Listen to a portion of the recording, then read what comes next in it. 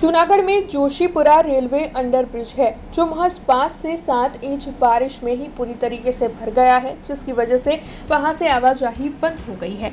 इस इलाके के 80,000 से ज्यादा लोगों को दिक्कतों का सामना करना पड़ रहा है।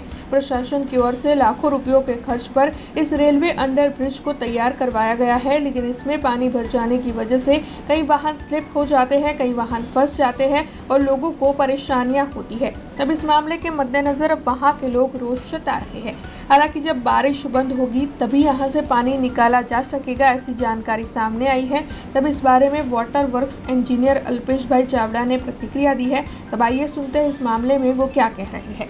જોશીપુરા અંડરબ્રિજનો જ્યારથી રેલવે વિભાગ દ્વારા અંડરબ્રિજ બનાવવામાં આવેલ છે ત્યારબાદ ડીવોટરિંગની એરેન્જમેન્ટ કરવામાં આવેલ હતી. હાલની વરસાદી પાણીની વ્યવસ્થા મુજબ એ અંડરબ્રિજમાં રસ્તાનું પાણી અને આજુબાજુની તળ ઊંચા હોવાને લીધે પણ સીપેજનું પાણી અને રેલવેની ડ્રેનેજ એ બધાનું પાણી છે એ આવકમાં અંડરબ્રિજમાં આવવાને લીધે જે ક્ષમતાના લાસ્ટ યર પંપ અમે મૂકેલા હતા એના કરતાં વધી જવાને લીધે 48 કલાક 72 કલાક જેવો સમય વ્યતીત થતો હતો, જેને ધ્યાને લઈને આ વખતે મેયરશ્રી, પોલિટિકલ બોડીની અને કમિશનરની સૂચના મુજબ અમે 2 પંપ મૂકેલા છે. એક 10 HP સુએજ પંપ છે અને બીજો સ્ટેન્ડ બાય સુએજ પંપ છે, જે બંને ચાલુ કરવાની જરૂર પડે ત્યારે હવે ચાલુ કરવામાં આવે છે. એનું ડીવોટરિંગ છે એ રોડ ઉપરની જે સ્ટોમ વોટર ડ્રેનેજ છે એમાં કરવામાં આવે છે.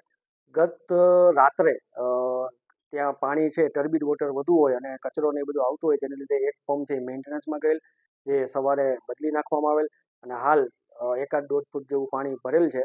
અને ચાલુ વરસાદ હોય ત્યારે બટ નેચરલ છે કે જે કુદરતી આવક જે પાણીની હોય એના કરતાં આપણે મશીનરી દ્વારા એટલું બધું આપણે ડીવોટરિંગ ન કરી શકીએ, પણ જેવો વરસાદ બંધ થાય એ પછી ટૂંક સમયમાં આ અંડરબ્રિજ છે એ ખાલી થઈ જતો હોય છે. આજે પણ આજરોજ આ અંડરબ્રિજ છે એ ખાલી થવાની આશા છે. જો વરસાદ નહીં આવે તો હમણાં સાંજ પહેલાં પણ પૂર્ણ થઈ જશે અને વાહન વ્યવહાર ફરીથી ચાલુ થઈ જશે. આ ઉપરાંત ભવિષ્યના આયોજન રૂપે કાયમી નિકાલ કરવા માટે બાંધકામ શાખા દ્વારા ત્યાં વરસાદી પાણીની ગટરનું પણ આયોજન હાથ ઉપર ધરવામાં આવેલ છે આયોજન, અને એક હેવી ડ્યુટીનો ડીવોટરિંગ પંપ વ્હીકલ માઉન્ટેડનું પણ ખરીદીની પ્રક્રિયા હાલ પૂર્ણતાના આરે છે, જે ભવિષ્યમાં જો મંજૂર થઈ જશે તો આવનારા वर्षों आ प्रश्नों कायमी निराकरण थाय एवी आशा है। हमसे जुड़े रहने के लिए हमारे YouTube चैनल को सब्सक्राइब करें और नई वीडियो की नोटिफिकेशन के लिए बेल आइकॉन को दबाएं।